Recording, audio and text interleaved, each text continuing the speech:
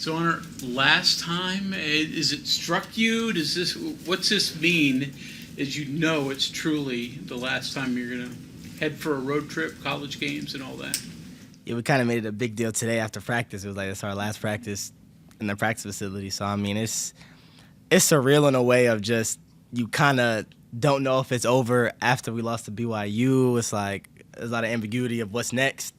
But I mean, we're here now, so now we know, obviously, there's no other tournament after the Crown. So so this is officially it. So, I mean, you can either use that as a fuel of just, giving it your all in terms of flight preparation or just going with emotion. I think we have a great group that, wants to give it our all for this last go-around. Some people opted out, players, not on your team, but others. Mm-hmm. Ever a consideration, and why do you think your group didn't want to do that? I mean, I can't speak for, anybody else, but our group, I mean, we just love each other too much. I think that's the greatest part about us playing longer is just being able to be with each other and these experiences that we have together to keep them going for as long as possible. So I don't think it was a thought in anybody's mind to not play just off the simple fact of that. And also, we just love to compete and play basketball. I mean, if you could put a college uniform on again, like, why would you not, especially for us seniors? I know that this is it for you, and it's not the NCAA tournament, but what would winning this tournament, even though it's not the NCAA tournament, mean for you, even for the program? It could be a stepping stone, like, say, that's happened in the past, that to lead to bigger heights in the future. I mean, yeah, obviously the ultimate goal is always the tournament, and I was fortunate enough last year to be in kind of the same situation with Chattanooga, and we ended up winning the NIT, and that felt, I mean, at that point, there's only, 3 teams to end the season with a win. That was us, Nebraska, and Florida. So to be able to keep the momentum going with this program with a win like that in a national tournament, I mean, would be great for not only this program, for us to remember that for, we'll still obviously remember the season regardless, but to end it off like that and confetti coming down and just being in such a great mood with each other, I mean, it would be opposite of what we felt at BYU, just the tears and the emotion. So it would be like a good emotional, journey to go win something like that, even though it's not the tournament. Is it harder, though, even for players collectively, or even what you experienced at Chattanooga, to, say, 3 or 4 years from now, if, say, West Virginia makes a Sweet 16 or something, to be able to connect your team back to leading to that, because teams are so different, rosters are so different, unlike, say, in the past when, okay, this team accomplished NIT 3 years later, Final Four, but yeah, it was different coaches, but it was different, more of a connectivity. It's hard to have connectivity, I guess, now with so much turnover. I mean, I think you could assert it back to this group just because, I mean, Coach Hodge said it after the BYU game, and we started it, like, technically, we were his first group for him. We started it, so, I mean, if they do something special in the years to come, I mean, he always said he'll always remember us because we were the first group that he was able to, coach and lead here at West Virginia. So I think it'll always, in a way, connect back to us. Can it be frustrating to overcome the perceptions of some fans, some in the media, that all this is about money? Even though, right after the Big 12 championship game in the locker room, or tournament game in the locker room, you and several of your teammates were all about that family aspect first. Is it frustrating that although you all know what it is, that message doesn't always get out? I mean, well, I hope to hear it now, but no, it's not frustrating. I think, like you said, just the love we have and the camaraderie we've shared this season, I think that presumes over anything. To be real with you, I didn't even know how that worked with the money and stuff. I knew a little bit of a generalization of, okay, maybe you get money, but I didn't even know until I watched the Three Guys podcast with Coach Hodge last week. I didn't know.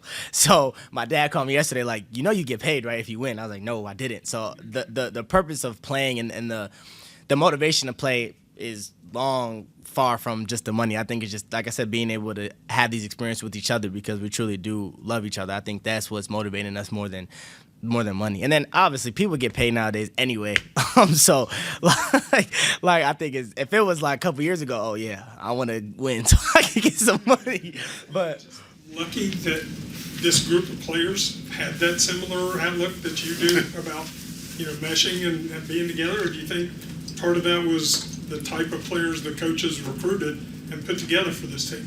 I think Coach Hodge recruited strategically, and I think he's done that his whole career, but obviously I'm more endowed with this program because this is where he coached me at. But I think the way he recruited was he wasn't going to put a bad person. It don't matter what they do on the basketball court. A bad person in this locker room, and I think he achieved that immensely because this group is one of a kind. And obviously, I've been in college a little minute now, so I haven't really. But I think this and my last year's team at Chattanooga was some of the closest I've seen, and like around. If it wasn't my team, just looking at other programs like you just mentioned, like or just the programs I've been around. So he definitely did a good job of putting the right people, not just the players, the right people in this locker room. Honor, so many times during the season, you get asked about quick turnarounds. Yeah. What's it like having 3.5 weeks in between games and to scout an opponent, to get ready for an opponent? What's that situation been like for you guys? Honestly, weird. It was kind of weird because like I found myself in the house with Morris. Like we're watching March Madness. Like we're just watching the games, and then like you just think at halftime when like the game's not on, like, oh shoot, we still have to play basketball. Like I forgot, but because I've been in those situations before. Like a couple years ago, I'm watching the games like, damn, I can't wait till next year to play. Like, but now I'm like, oh, let's go to the gym. Like we have to play. So it was kind of a weird feeling, especially with the time that we have off till the crown. Because like last year in the NIT, we started right away. So there was no wait. It was like, okay, we knew who we were gonna play. We're going. So it was definitely, that's all I can really say. It was kind of weird, but I mean I think it's good. It's selfishly and personally for me, getting a break is like you come back rejuvenated, and I feel like I found my shot a little bit better. It's my legs under me a little bit. So I think it's a give and take, but I think it was positive for us. Speaking of watching March Madness, was there a little bit of you and every other three-point shooter in the country flying with that ball when Mullins let it go last night? It was funny because that, and I don't know if y'all saw Chase Johnson when he shot it from half court, high point. I'm like, damn, like I wish I was there. I would just had a March Madness moment. But yeah, last night that was crazy. That was interesting. But I definitely had a couple text messages like could have been you.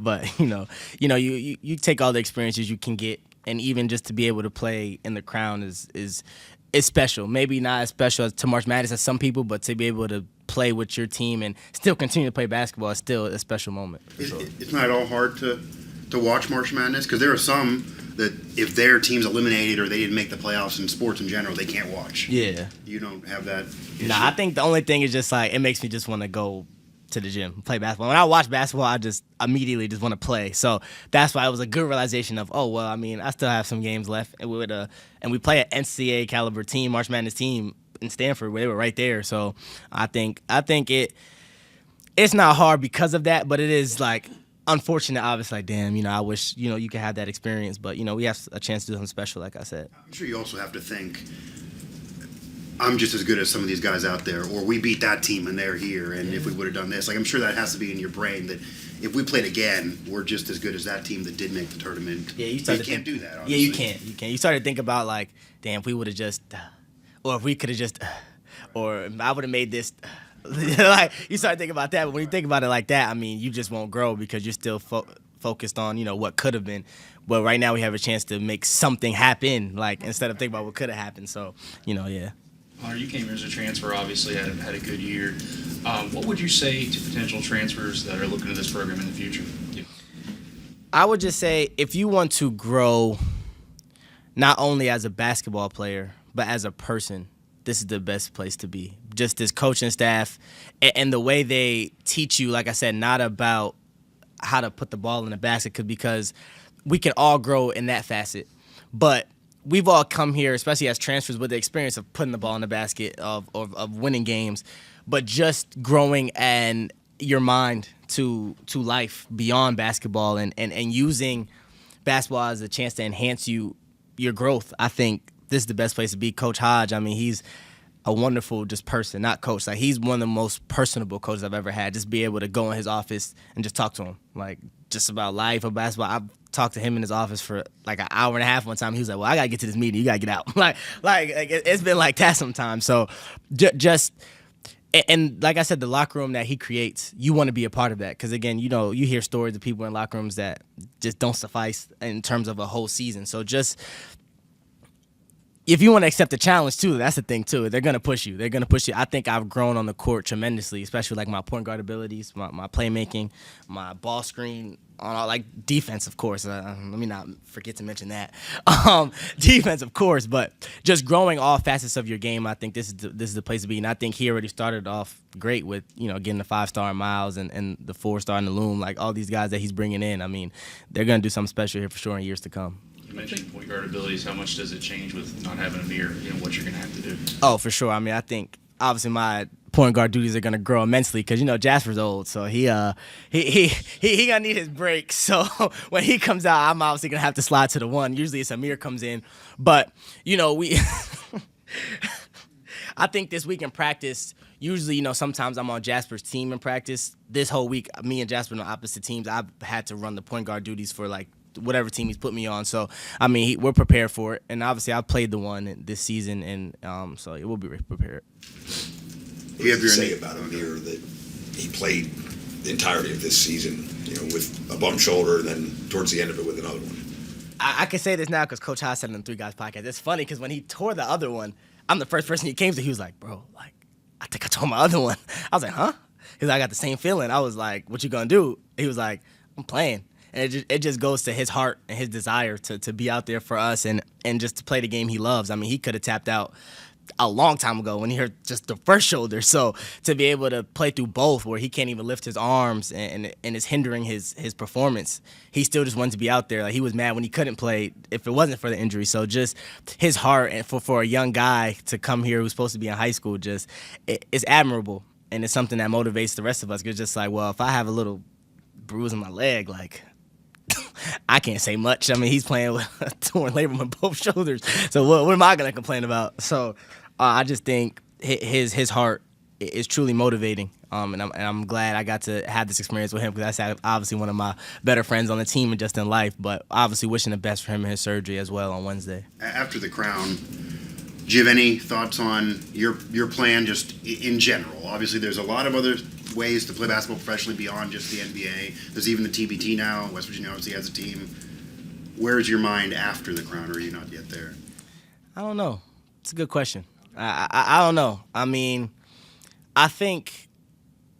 I'm sure John Flowers would love that. Shout out John Flowers too. I want to play basketball as long as I can.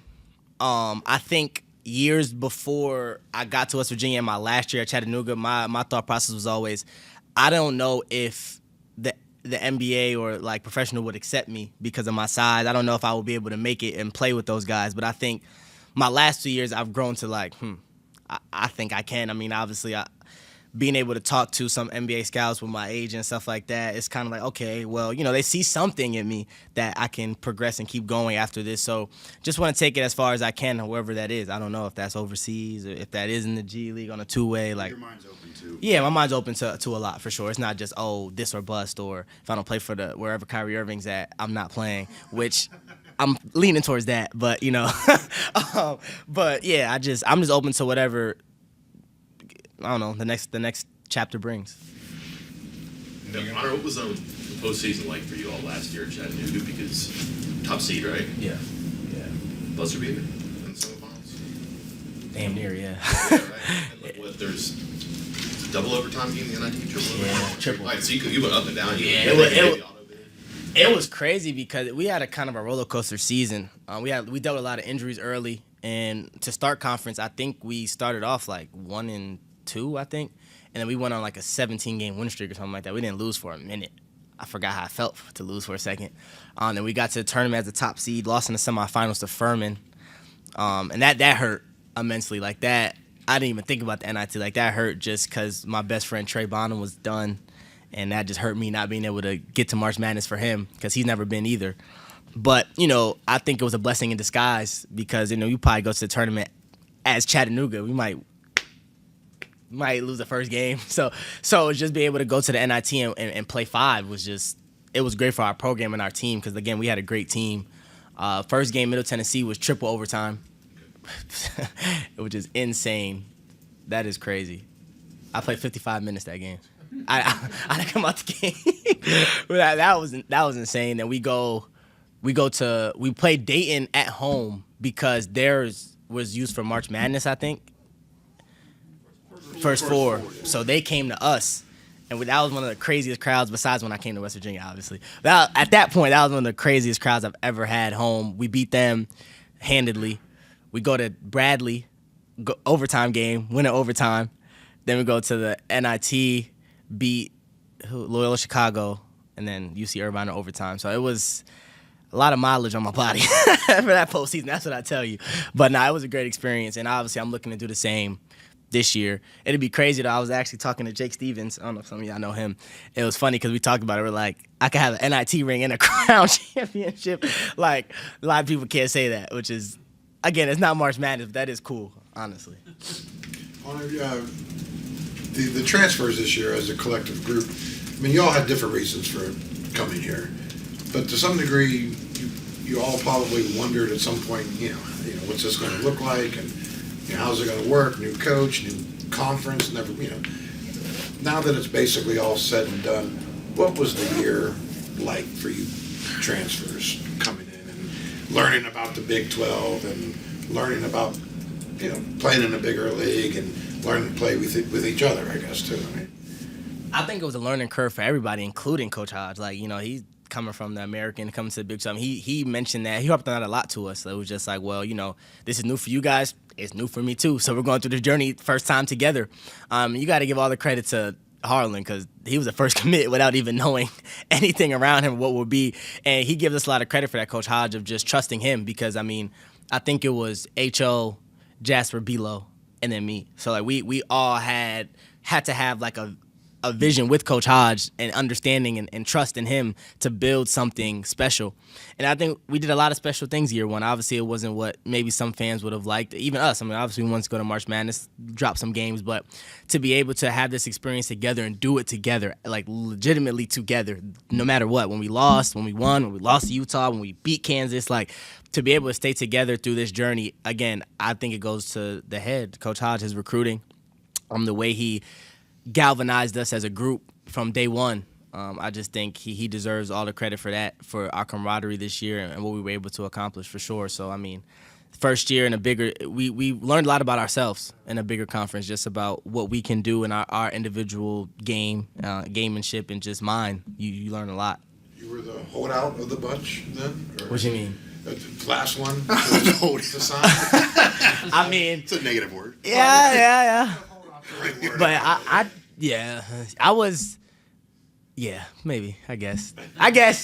But yeah, I committed the same day as Jasper actually though, because we were texting and we committed. But yeah, H.O. was first. Like I saw him commit to West Virginia like on my timeline. I think I was still like in the NIT. I'm like, oh, interesting, West Virginia. Who's going there? I don't know. What is that? But funny enough, I end up here. Honor, thank you. Thank you so Appreciate much. you guys. Thanks, Honor.